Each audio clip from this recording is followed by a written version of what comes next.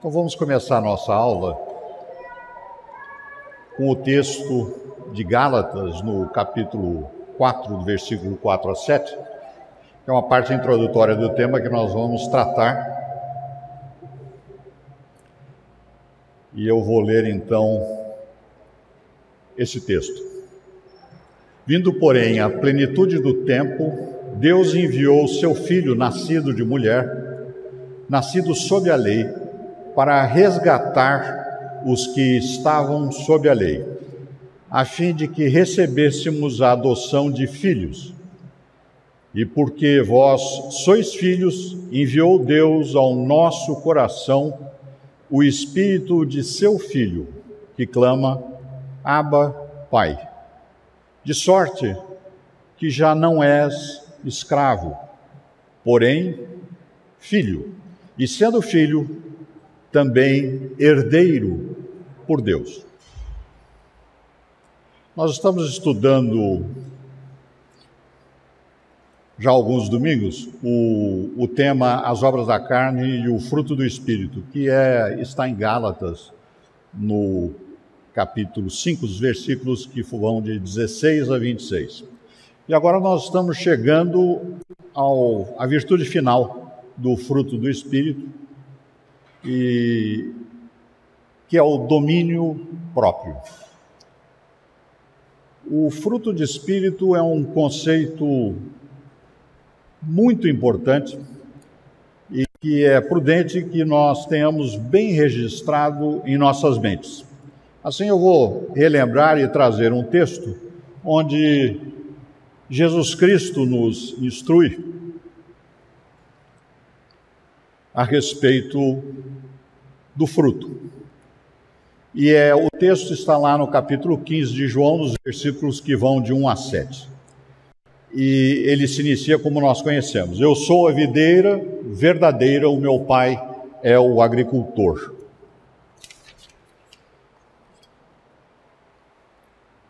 Todo ramo que estando em mim não der fruto, ele o corta. E todo o que dá fruto, ele limpa, para que produza mais fruto ainda. Vós já estáis limpos, pela palavra que vos tenho falado. Permanecei em mim e eu permanecerei em vós. Como não pode o ramo produzir fruto de si mesmo, se não permanecer na videira, assim nem vós o podeis dar, se não permanecerdes em mim. E segue o texto. Eu sou a videira, e vós os ramos. Quem permanece em mim e eu nele, esse dá muito fruto, porque sem mim nada podeis fazer. Se alguém não permanecer em mim, será lançado fora, à semelhança do ramo, e secará, e o apanham, lançam no fogo e o queimam. Se permanecerdes em mim, e as minhas palavras permanecerem em vós, pedireis o que quiserdes, e vos será feito. Nós, os ramos, não podemos produzir fruto por nós mesmos. Só podemos dar fruto se permanecermos em Jesus Cristo e Ele em nós. Nós somos ramos, Jesus Cristo é a videira. Com esse fundamento em mente, e eu enfatizo nisso, esse fundamento, nós vamos seguir hoje, nessa manhã, no estudo da virtude domínio próprio. E esse estudo está baseado em textos bíblicos e também eu me apoiei numa obra de um irmão na fé, o reverendo doutor, professor William Hendrickson, e usei uma publicação da casa editora presbiteriana, que é Comentários do Novo Testamento de Gálatas. Esse livro é muito interessante, eu sugiro que quem se interesse por isso, digamos, coloque ou ponha em sua biblioteca. A Gálatas foi escrita em grego e no texto que nós vamos analisar, a palavra usada é ekrateia ou encrateia. Nós fazemos transliteração e do som, então o som fica, não tem aquele N ali, mas o som fica encrateia. E essa palavra significa temperança, moderação, domínio próprio, autocontrole sobre as paixões e desejos, inclusive os desejos sensuais. Agora, seguindo a nossa boa prática das igrejas evangélicas, e inclusive aqui e particularmente da Igreja de Vila Guarani, nós vamos olhar a interpretação e a pesquisa dessa palavra e da sua aplicação na própria palavra. Ou seja, nós devemos examinar e interpretar os textos bíblicos por textos bíblicos, em condições paralelas. Então, vamos examinar no Novo Testamento as citações que trazem essa expressão, e nós vamos ver a expressão tanto substantivo quanto verbo, que são, digamos, o mesmo conceito. E um ponto interessante é que essas expressões não são muito comuns no Novo Testamento, são algumas aplicações que nós podemos encontrar.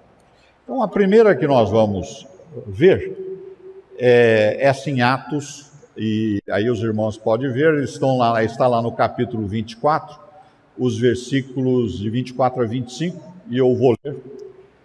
Passado alguns dias, vindo Félix com Drusila, sua mulher, que era judia, mandou chamar Paulo e passou a ouvi-lo a respeito da fé em Cristo, dissertando ele acerca da justiça, do domínio próprio e do juízo vindouro.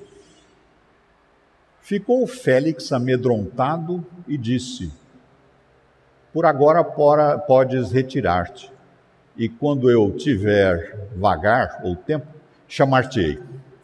Nesse caso aí, nessa aplicação, a palavra encrateia é o substantivo. A expressão aqui, domínio próprio, ele está comentando, dissertando ele acerca da justiça, do domínio próprio e juízo vindouro. E Félix ficou amedrontado quando ele falou, provavelmente, sobre domínio próprio a justiça vindoura.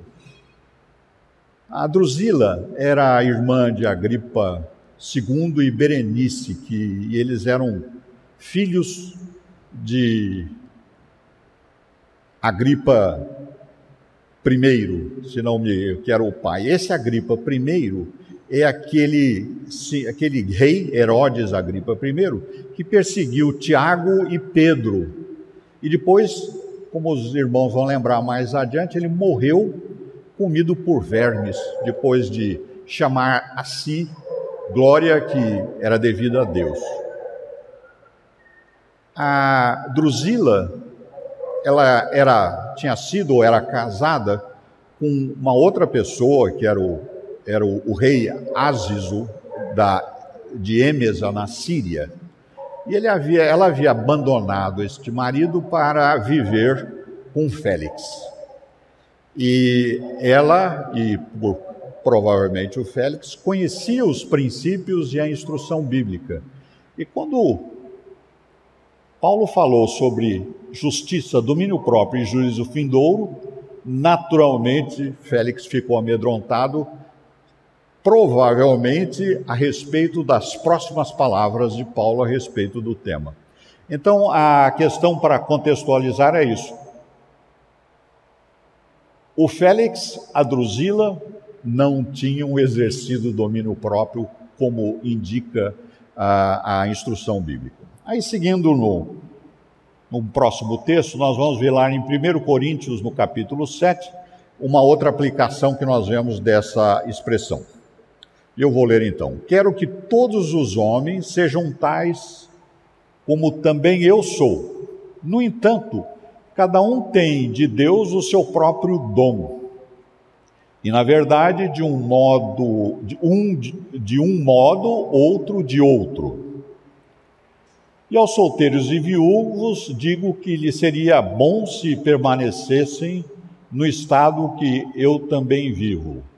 Porém, caso, não se dominem, e aqui a nossa expressão, que se casem, porque é melhor casar do que viver abrasado. Aí, nesse caso, a expressão é o verbo. E essa passagem, o contexto, como os irmãos conhecem, ele está tratando a respeito de casamento. E ele aponta nessas instruções que, havendo um forte desejo de vida conjugal, difícil de ser dominado na pessoa, o crente se casa e vive conjugalmente com a sua esposa ou seu marido. Agora, ao mesmo tempo, nós temos uma instrução interessante que devemos considerar, é que Paulo aqui, ele nos faz entender que ele tinha o dom de celibato, que é interessante aqui para nós considerarmos, porque, como ele afirma, cada pessoa recebe de Deus o seu próprio dom. Cada um tem de Deus seu próprio dom. Um, na verdade, de um modo e o outro de outro. E aí ele fala a respeito do casamento. Ou seja, dom não se aplica à questão de domínio próprio, ou seja, a graça do Espírito, como nós vamos ver, graça, ela é genérica para todas as pessoas. Os dons são particulares, é de caso em caso. Nós vamos ver que a graça, o fruto do Espírito, não é dom, ele é genérico, é para todo o crente. Nós vamos ver agora lá em 1 Coríntios 9, 24 até 27. Não sabeis vós que os que correm no estádio, todos, na verdade, correm, mas um só leva o prêmio? Aí ele instrui aos membros da igreja: correi de tal maneira que o alcanceis. Aqui ele está falando o nosso prêmio, e não é para só um, é para todo crente. Aí ele volta ao tema: todo atleta em tudo se domina.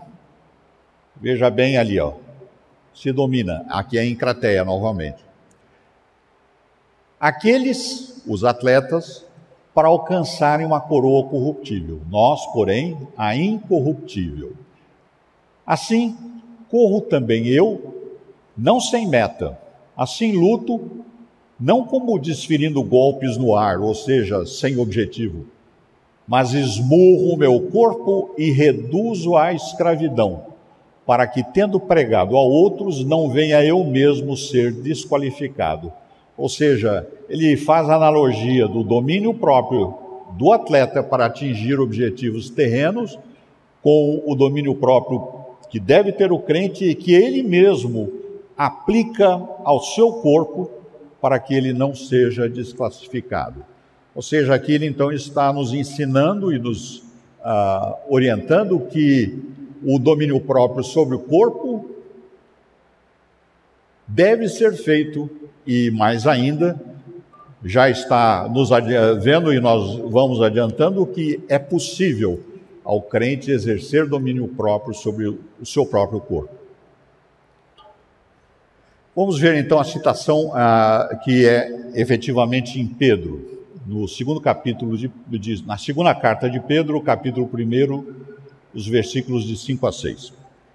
Então diz lá o texto: associai à vossa fé a virtude, bondade e excelência, que é, virtude aqui é na aplicação de bondade e excelência moral, com a virtude o conhecimento, com o conhecimento o domínio próprio, com o domínio próprio a perseverança, com a perseverança a piedade, com a piedade a fraternidade, com a fraternidade o amor.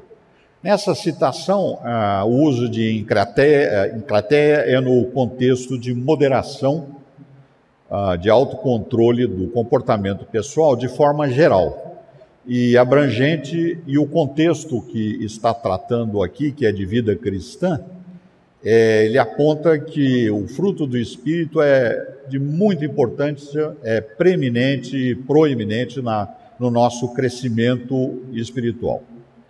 E aí nós vamos ver a aplicação no texto que nós estamos estudando, que é em Gálatas, e aí eu vou usar os comentários que eu extraí do trabalho do Hendrickson. Ele comenta a respeito do fruto do Espírito, que é, como nós conhecemos, amor, alegria, paz, longanimidade, benignidade, bondade, fidelidade, mansidão, domínio próprio. E essa última virtude que Paulo menciona, por implicação recomenda, é o domínio próprio, que é uma relação que alguém mantém consigo mesmo. E aí é uma situação, não vou dizer de única, mas distinta das demais, porque o domínio próprio, ele se aplica da pessoa sobre a si mesmo, sobre a própria pessoa. Os demais frutos que foram apresentados, sem dúvida, ele tem aplicação e consequência direta em cada um de nós, mas ele tem uma percepção, existe uma aplicação bastante importante, como é até mencionado pelo próprio apóstolo Paulo, no amor ao próximo. Ou seja, tem bastante consequência e muita aplicação no amor ao próximo, que seja o amor, a alegria, sem dúvida, nós gozamos, mas causamos também e vivemos em alegria. A paz, temos a paz, mas levamos a paz, e assim adiante nós vamos. O domínio próprio, nós não aplicamos sobre os demais e sobre outras pessoas. Esse fruto do Espírito é nós, em nós mesmos. E esse é algo que nós devemos considerar. Todavia, ele faz parte, como é visto, e não só aqui nos outros textos, o domínio próprio é fruto do Espírito, e nós vamos ver em todo crente. Aí continua o Hendricks. A pessoa que tem a bênção de possuir esta qualidade, possui o poder de conter-se a si mesma, e que é o texto que comenta o Hendricks, o sentido do termo usado no original desta passagem. É quem tem o poder de conter-se a si mesmo. E ele continua comentando, o fato de terem sido mencionadas previamente entre os vícios enumerados, como nós lembramos na sequência das obras da carne, a imoralidade, a impureza e a indecência, revela que era apropriado mencionar o domínio próprio como virtude oposta, ou seja, aquelas obras da carne são consequência da falta de domínio próprio, lembrando lá do caso da Drusila e do Félix. Então fica claro que nós temos uma referência referente às coisas sensuais e sexo, mas a aplicação é muito mais extensa do que exclusivamente sobre esse contexto. Então comenta o Hendricks que a pessoa que realmente exerce essa virtude levam todo o pensamento e submissão e obediência a Cristo, ou seja, não é somente os desejos carnais, tudo na nossa mente, todo o nosso pensamento e todos os atos que planejamos, nós devemos submeter a Cristo. E aí ele apresenta o texto lá em 2 Coríntios, no capítulo 10, dos 3 a 5. Porque, embora andando na carne, nós não militamos, ou seja, não batalhamos segundo a carne. Nós andamos no nosso corpo, mas nós não devemos agir de acordo com a vontade do nosso corpo. Então nós andamos na carne por sermos pessoas que fomos criadas com um corpo, mas nós militamos no espírito, que nós vamos ver adiante. Porque as armas da nossa milícia não são carnais, não são do corpo, e sim poderosas em Deus para destruir fortalezas, anulando nós sofismas, ou seja, nós temos a obrigação de questionar e combater afirmações falsas ou que induzem a erro da parte de outros que são sofismas, e toda altivez, o orgulho que se apresenta, que se levante contra o conhecimento de Deus, levando cativo o nosso pensamento à obediência de Cristo.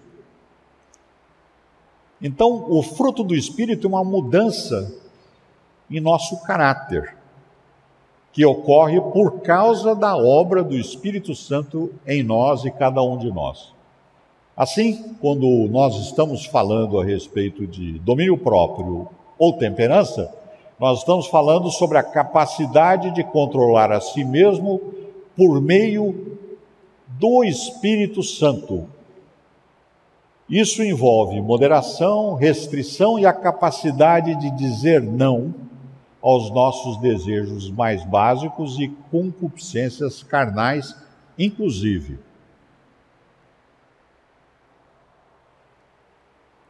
Aí nós temos o texto lá em Filipenses, que é usado como referência e que diz lá no capítulo 2, versículo 13: porque Deus é quem efetua em vós tanto o querer como o realizar, segundo a sua boa vontade. Ou seja, a nossa capacidade de dizer não, de aplicar a moderação, é consequência da ação de Deus pelo Espírito Santo em cada um de nós. Aí nós podemos concluir, e aí a conclusão é minha ou nossa: o pecado ainda está em nós até que a nossa salvação seja completa na ressurreição. Nós não somos mais escravos do pecado, como relembramos diversas vezes os estudos anteriores. E os que estão em Cristo crucificaram a carne com suas paixões e concupiscências. Faz parte dos textos que nós temos estudado. Nós fomos vivificados pelo Espírito Santo e vivemos, cada um de nós, todos nós, vivemos em conflito com o nosso corpo, que está ainda contaminado pelo pecado. Porque, lembrando outro texto dessa sessão que temos estudado, porque a carne milita contra o Espírito e o Espírito contra a carne, porque são opostos entre si.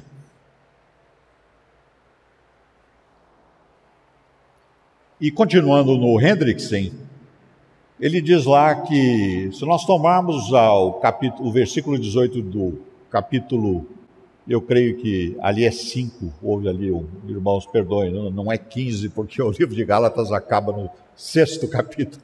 Então aqui houve um equívoco aqui, ó. É 5.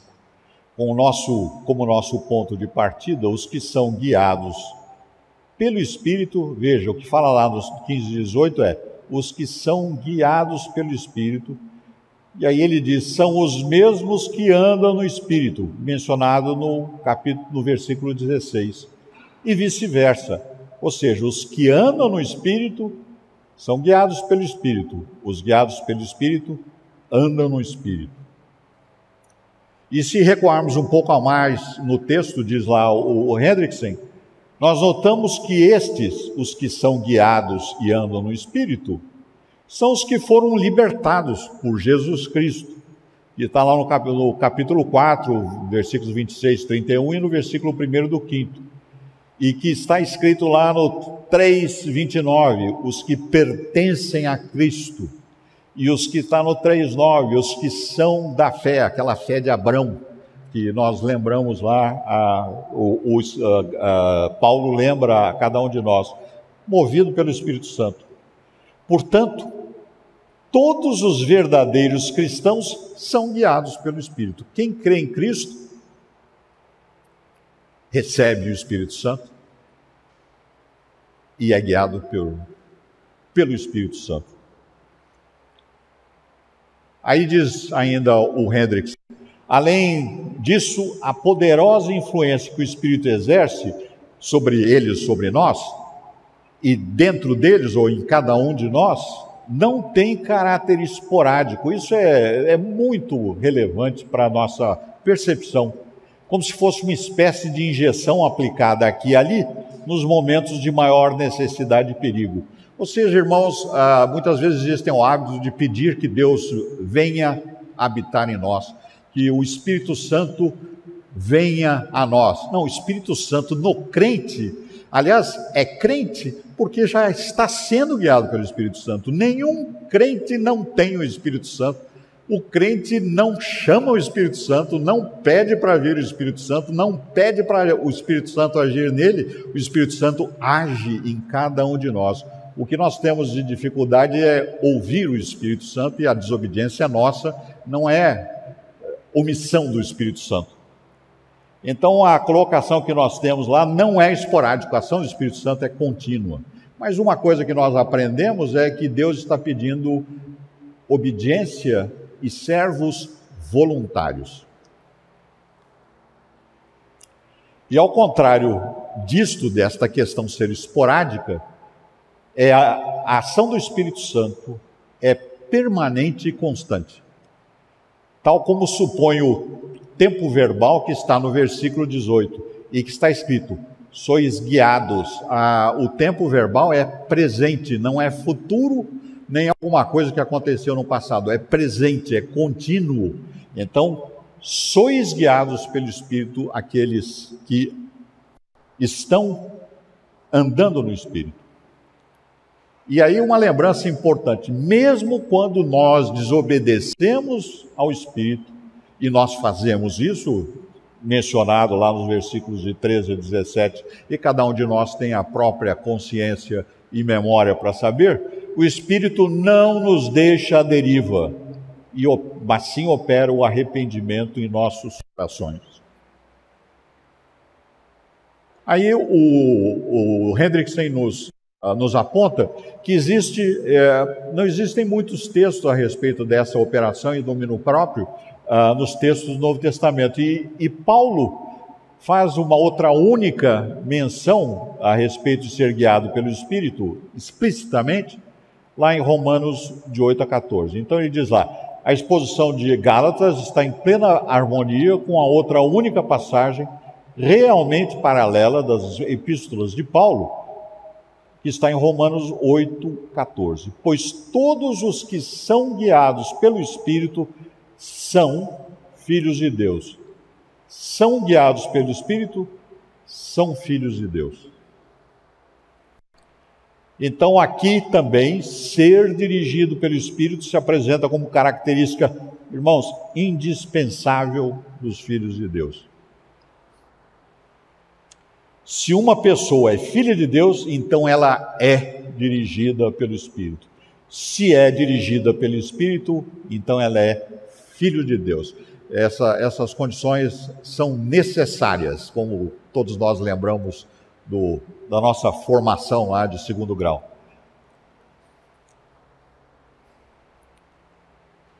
Então, na cruz, Jesus venceu o pecado.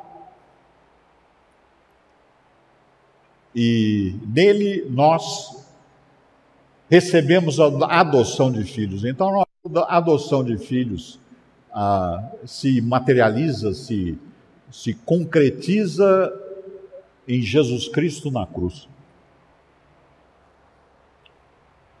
E aí se alguém está em Cristo, é nova criatura, como nós lembramos do texto lá em 2 Coríntios. E as coisas antigas passaram, ou seja, deixamos de ser escravos e passamos a ser livres, como nós vimos também nos textos anteriores. E as coisas se fizeram novas.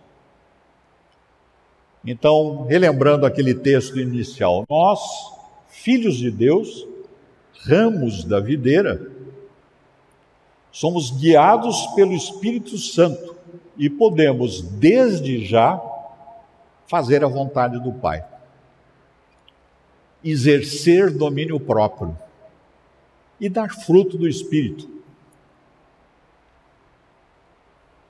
Amor, alegria, paz, longanimidade, benignidade, bondade, fidelidade, mansidão e domínio próprio. E aí, relembrando aquele texto de Hebreus, da corrida, digamos, da corrida cristã, do caminho cristão, nós temos lá lembrando: portanto, desembaraçando-nos de todo o peso e do pecado que tenazmente nos assedia, corramos com perseverança a carreira que nos está proposta, olhando firmemente para o autor e consumador da fé, Jesus, o qual, em troca da alegria que lhe estava proposta, e nós temos a alegria proposta para nós, a vida eterna, suportou a cruz, não fazendo caso da ignomínia e afronta, e está sentado à destra do trono de Deus. Ou seja, nós temos a nossa proposta e promessa e assegurado que nós vamos ressuscitar e ter a vida eterna. Então vamos perseverar na carreira que nós está sendo apresentada. Então, irmãos, é essa a nossa oferta essa manhã, e aí eu coloco aqui à disposição para atender perguntas se tiverem. Muito bem.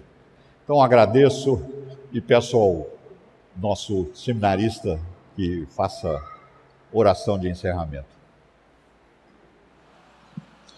Senhor Deus, nós te rendemos graça, ó Pai, porque neste dia, o dia do Senhor, o Senhor alimenta a nossa alma como essa feira da alma, Deus. Nós fomos instruídos pela Tua palavra quanto a testemunharmos a Tua verdade, a amarmos em verdade e amarmos a verdade. E como tudo isso, ó Pai, reflete no domínio próprio. Como que o domínio próprio é de natureza contrária aos nossos próprios corações. Porque nós queremos ser guiados e conduzidos pelos nossos próprios desejos. Enquanto que o Senhor nos chama, ó Deus, a mortificarmos os nossos pecados, a tomarmos as nossas cruzes, ó Deus, e seguirmos ao Senhor. Por isso, ó Pai, ajuda-nos pelo Teu Espírito Santo, ó Deus, a mortificarmos os nossos pecados, como também, ó Deus, a praticarmos os frutos do Espírito Santo, ó Deus. Ajuda-nos a sermos alegres, amantes da paz, longânimos, benignos, mansos, a fim de glorificarmos ao Teu santo nome, ó Deus. É isso nós oramos, ó Pai, por meio do nosso Senhor e Salvador Jesus Cristo. Abençoa-nos, ó Deus, e nos traz de volta à Tua casa logo mais à noite, para cearmos e para desfrutarmos da comunhão dos santos e juntos louvarmos ao Teu santo nome. É isso nós oramos, ó Pai. Amém.